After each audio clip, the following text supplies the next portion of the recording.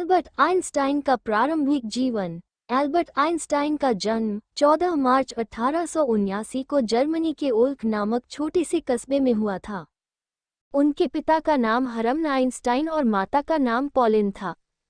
Pollen को अपने पुत्र से बहुत प्यार था और कभी वो उसको अपने से दूर नहीं करती थी। एल्बर्ट 3 वर्ष का हुआ तो उसकी माता के लिए एक समस्या खड़ी हो गई कि वो बोलता नहीं था।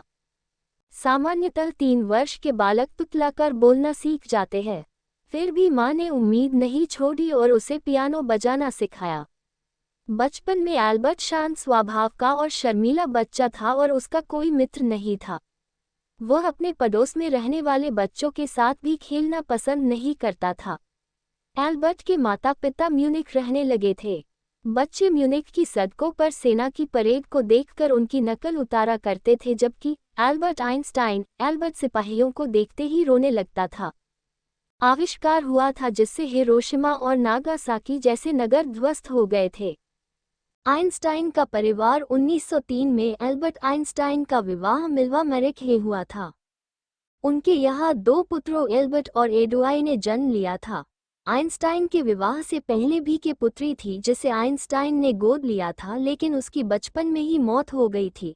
14 फरवरी 1919 में उनका मैरिक से तलाक हो गया और इसी वर्ष में उन्होंने दूसरी शादी कर ली थी।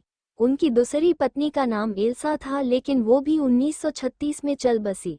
वैसे भी उनकी पारिवारिक जीवन में रुचि कम थी और अपना ज्यादातर समय अपनी वैज्ञानिक खोजों में लगाते थे।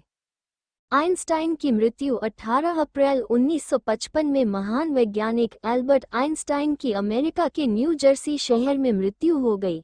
वह अपने जीवन एक अंत तक कार्य करते रहे और मानवता की भलाई में उन्होंने अपना जीवन समर्पित कर दिया था। इतना सब होने के बाद भी वो किसी के घनिष्ठ मित्र नहीं बन सके, क्योंकि उनका लक्ष्य हमेशा सृष्टि को जानने का रहा था। आइंस्टाइन की प्रतिभा से प्रभावित होने के कारण मृत्यु के बाद उनके दिमाग का अध्ययन किया गया, लेकिन कुछ विशेष तथ्य हाथ नहीं आए।